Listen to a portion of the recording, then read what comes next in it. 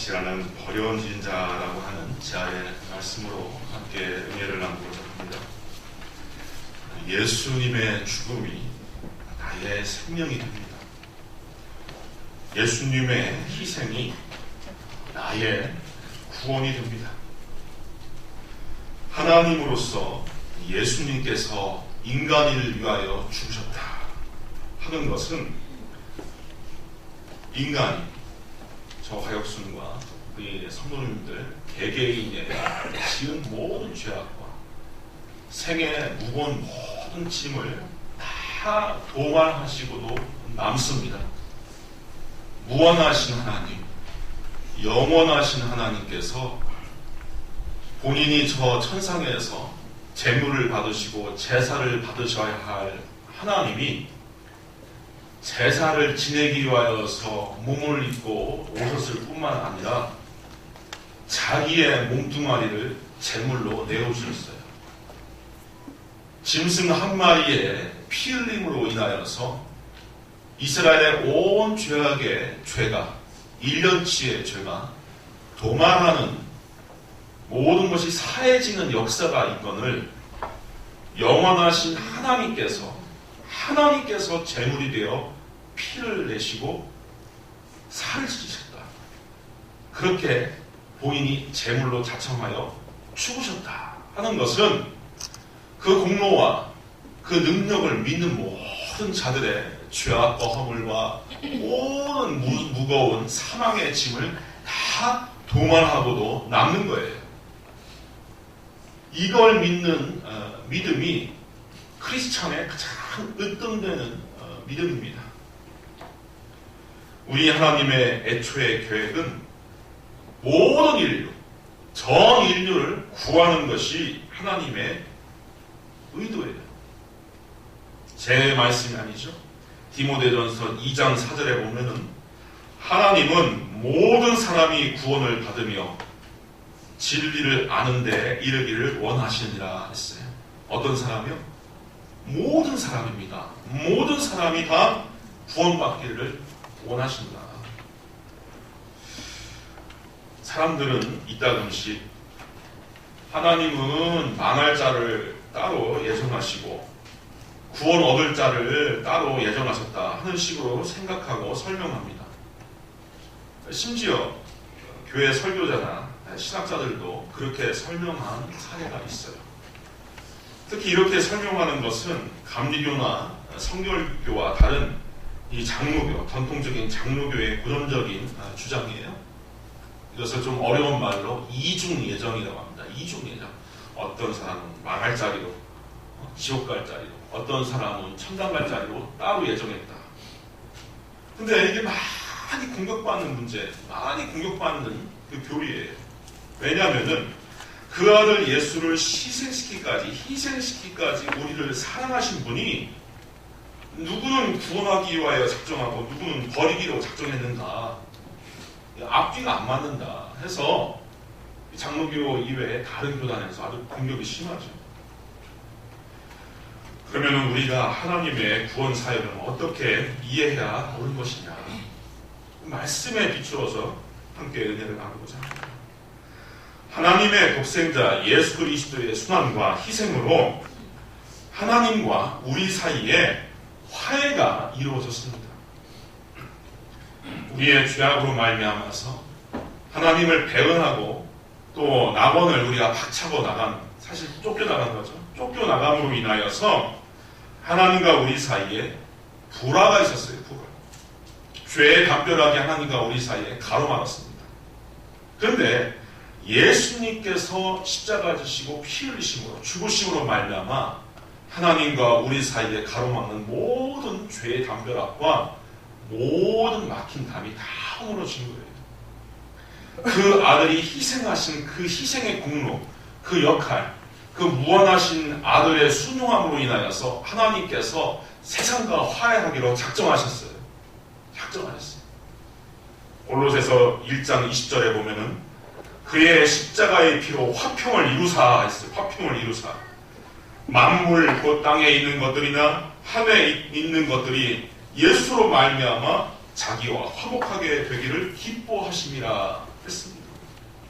또 이 화목의 상태, 하나님과 우리 사이에 화목이 이루어진 것은 우리가 회개해서, 우리가 울고 바닥을 치고, 우리가 그냥 하나님께 싹싹 빌어서 그렇게 해서 화목이 이루어진 것이 아니라, 로마서 5장 10절에 보면은 곧 우리가 원수 되었을 때 하나님 앞에서 대응하고 내 생각과 내 욕망대로 살아갔던 그 원수된 그 상황에서, 그 상태에서 이미 그 아들의 죽으심으로 말미암아 하나님과 우리와 화목이 이루어졌다 했어요. 이 칼 바르트라고 하는 신학자는 이러한 상황을 객관적 화해라고 이야기합니다. 객관적 화해. 이건 좀 어려운 이야기일 수 있지만 제가 차근차근 설명해 드릴게요. 하나님과 우리 사이에 화해가 이루어져 있다는 거예요. 이미 화해가 이루어진 상태, 이것이 주관적으로 누가 믿느냐 안 믿느냐가 아니라 객관적으로 그 아들, 무한하신 하나님께서 친히 십자가 지시고 돌아가심으로 인하여 하나님과 성부 하나님과 우리 사이에 화해가 이루어져 있다는 거예요. 그런데 왜 아직도 많은 사람들이 방황하고 많은 사람들이 어려움에 처해 있는가?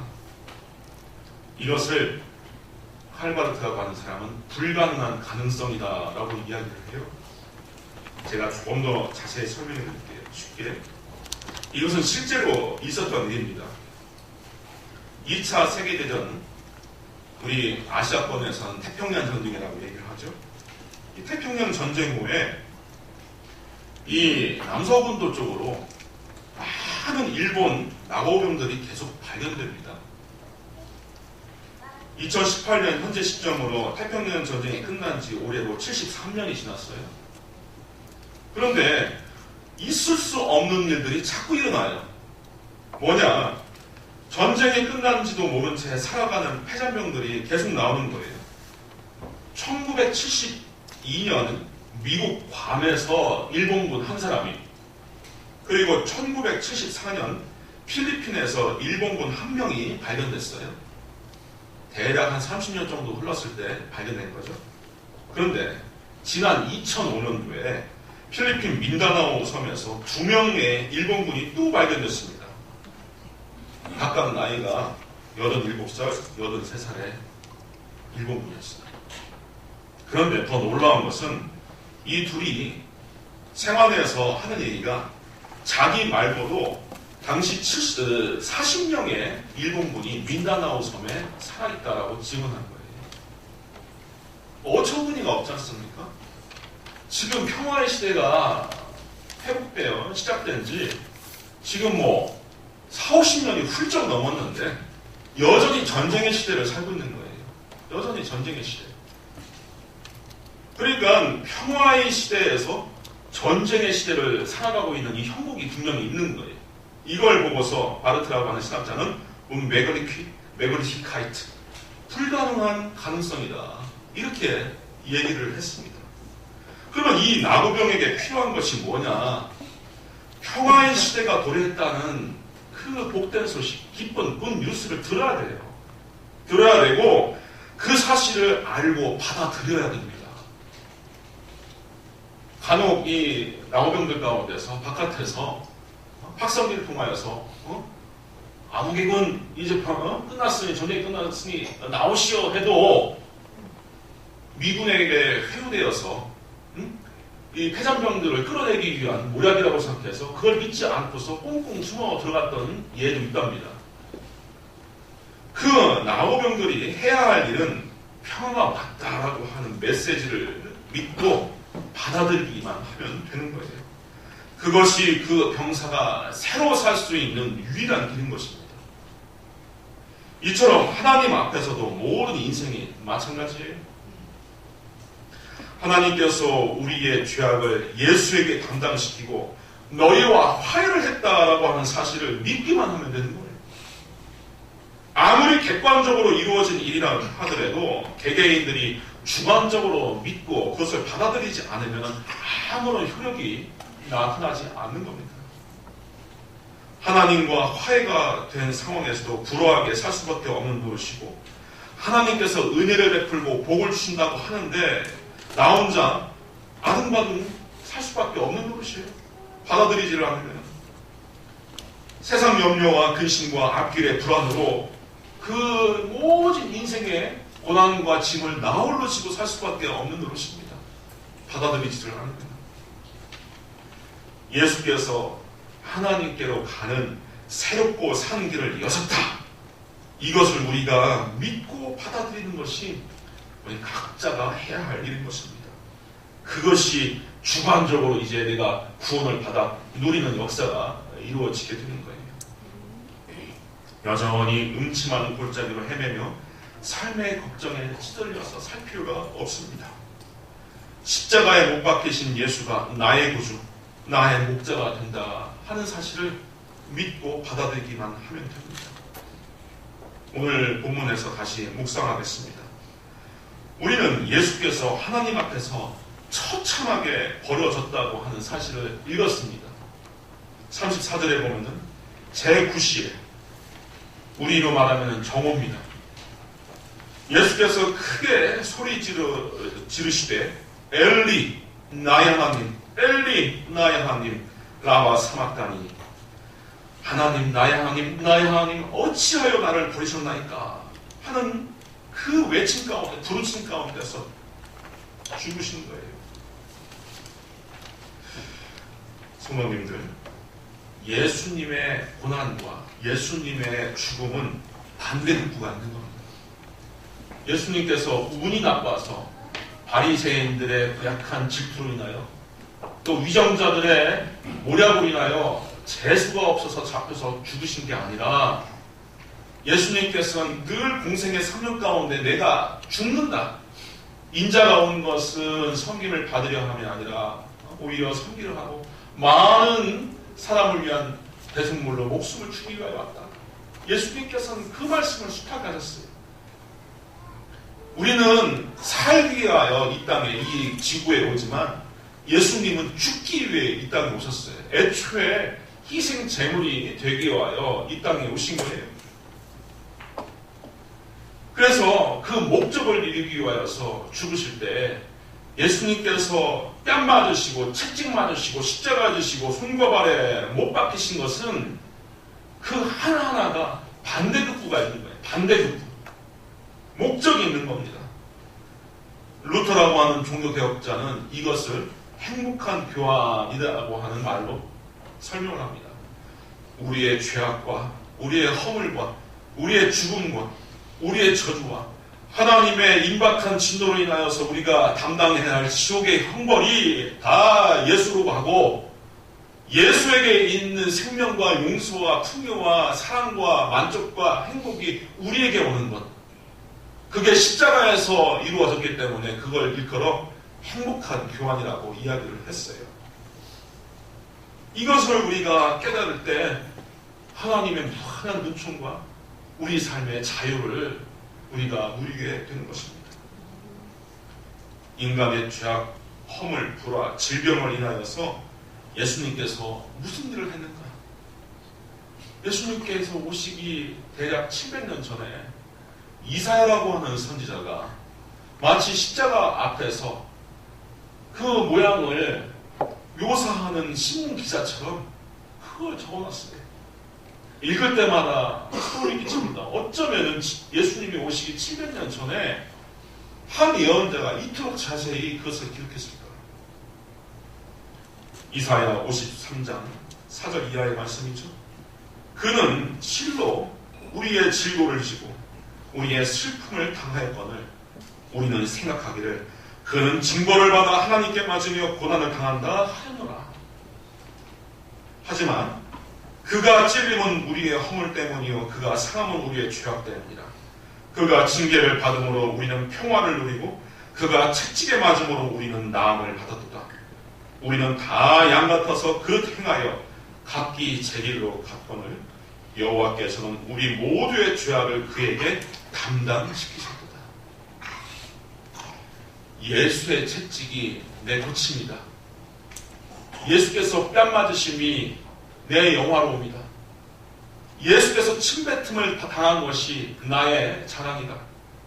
예수께서 죽으심이 나의 구원이다. 이렇게 믿는 신앙이 예수께서 원하는 신앙이라 하는 거예요. 예수님이 공생애를 사셨을 때 참으로 가난하게 살았습니다. 새들도 보금자리가 있고 여우도 굴이 있는데 인자는 머리 들 곳도 없도다, 머리 뉘을 곳도 없도다 했어요. 예수님께서는 늘 유숙하셨습니다. 아무것도 갖지 않으신 분이라고 하는 거예요. 근데 이것조차도 반대급부 행복한 교환 때문에 예수님께서 그 가난을 취했다는 사실을 우리가 알아야 됩니다. 고린도 후서 8장 9절 이하에 보면은 사도 바울이 그 비밀을 이렇게 얘기를 해요. 우리 주 예수 그리스도의 은혜를 너희가 알거니와 부요하신 자로서 너희를 위하여 가난하게 되심은 그의 가난함으로 말미암아 너희를 부요하게 하려 하십니다. 공연히 이유 없이 가난을 취한 게 아니라 그 안에서 생명을 누리는 모든 새 생명을 누리는 성도들에게 부요를 허락하게 하기 위해서 가난하게 되셨다는 거예요. 성도들이 믿음으로 이것을 받아들이고 기도하고 살아갈 때 반드시 물질적인 유복한 축복이 있는 것이 마땅한 거예요. 이거 기복주의가 아닙니다. 이거는 예수께서 그 일을 위하여서 친히 가난을 담당하시고 짊어지셨다는데 왜 못 누리는 거예요? 누릴 수가 있어요. 우리 사랑하는 모든 상신교회 성도님들 한 가정 한 가정 그리고 자녀손들 하나하나가 이런 충만한 축복을 누리실 수 있기를 주님의 이름으로 축원드립니다. 아멘. 그렇다면 예수의 버려짐은 무엇인가? 예수의 버려짐. 예수의 버려짐으로 예수님께서 유기됨으로 우리에게 오는 반대급부가 무엇인가? 예수님은 십자가에서 7마디의 말을 한 것으로 성경이 기록되어 있어요. 목마르다, 아버지와 저들의 죄를 사하여 주옵소서, 자기 하는 일을 알지 못합니다, 다 이뤘다 등등 7마디의 말을 하신 걸로 알고 있는데 그 가운데 제가 읽을 때 가장 처절한 예수님의 외침은 나의 하나님, 나의 하나님 어찌하여 나를 버리시나이까, 이거예요. 어떤 연구자는 이 말을 그럴듯하게 해석한다고 이상한 주석을 내놓았어요. 그러니까 못 박혀서 십자가에서 가만히 생각해보니 이 독생자를 이 세상에 던져 넣어서 희생함으로써 하나님께서 그 사랑을 베푸시고 그 은혜를 베푸시니 그 사랑을 생각할 때 너무 놀랍다. 그래서 어찌하여 나를 버리셨나이까, 이렇게 그 사색, 일단 깊은 철학적 사색을 한 것처럼 그렇게 묘사를 하는데 아닙니다. 아니에요. 지금 손과 발에 못이 찔려서 시시각각 살이 찢어지며 몸이 천근만근으로 무너지듯이 지금 죽어가고 있어요. 얼마나 고통스러운지 몰라요. 그럼에도 불구하고 어떤 사람도 환호같이 박수 위로하지 않습니다. 아까 읽었잖아요. 네가 구원자라면 너부터 구원하라. 네가 이스라엘 왕이라면 너부터 구원하라. 사람들이 희롱과 멸시천대를 다 합니다. 모진 고난 속에서, 모진 외로움 가운데서 홀로 죽는 거예요. 정오의 그 장렬하는 팔레스타인 태양빛에서 외로운 죽음을 당하고 있을 때 너무나 두렵고 너무나 아픈 겁니다. 그래서 말 그대로 아파 죽을 것 같고 목말라 죽을 것 같은데 이 극심한 고통과 외로움 속에서 처참하게 버려진 자기 자신을 두고서 하나님께 외치는 거예요. 예수가 버려지지 않으면 우리가 버려지는 겁니다. 예수가 버려지지 않으면 우리가 버려져요. 우리를 건지시고 구하기 위하여서 예수께서 말 그대로 형벌과 죽음을 향해 버려진 거예요. 버려진 거. 예수가 버려지고 인간이 선택되는 거예요. 구약을 보면은 나무에 달린 자는 하나님께 저주를 받았다라고 했습니다. 그런데 예수는 그야말로 저주받은 자로서 십자가에 달렸어요. 십자가. 제 얘기가 아닙니다. 갈라디아서 3장 13절에 보면은 그리스도께서 우리를 위하여 저주받은 자 되사 율법의 저주에서 우리를 속량하셨으니 기록된 바 나무에 달린 자마다 저주 아래 있는 자라 하였습니다. 저주받은 자로서 예수님께서 다 달려 주신 거예요. 그러면은 누가 저주에서 해방되느냐? 우리가 저주에서 해방됩니다. 예수님의 버려짐과 고난받는 대신에 인간은 용납받고 버려지지 않게 되는 겁니다. 십자가는 하나님이 그 어떤 인간도 버리지 않고 구원으로 초청하시겠다라고 선포한 사건입니다. 하나님은 그 누구도 버리지 않으십니다. 성도님들은 그 믿음으로 이것을 받아들이면 그 충만한 새 생명과 영적인 복을 누릴 수가 있는 거예요.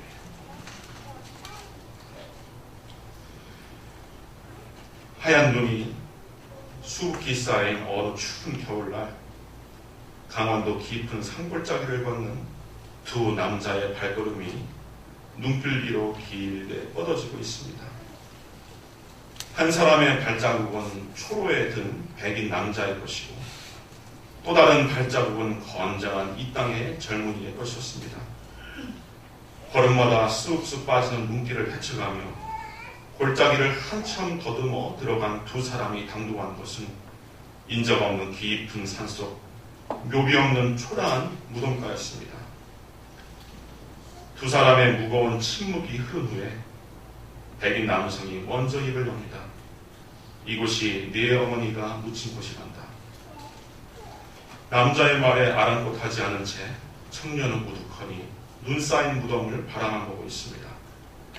이 무덤을 둘러싼 사연은 강상이 두 번 바뀐다는 세월을 거슬러 올라갑니다.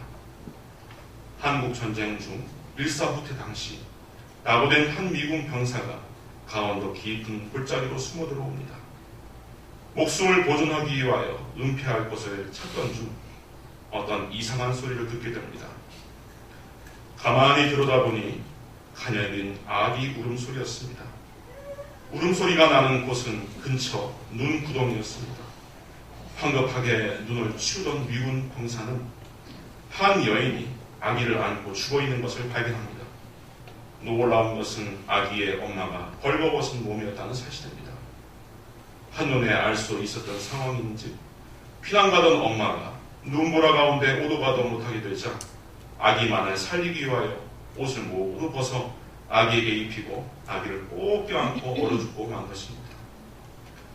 그 모습에 감동한 미군 병사는 언 땅을 파 여인을 고이 묻고 엄마 품에서 처절하게 우려대던 갓난 아기를 입양하여 키운 것입니다.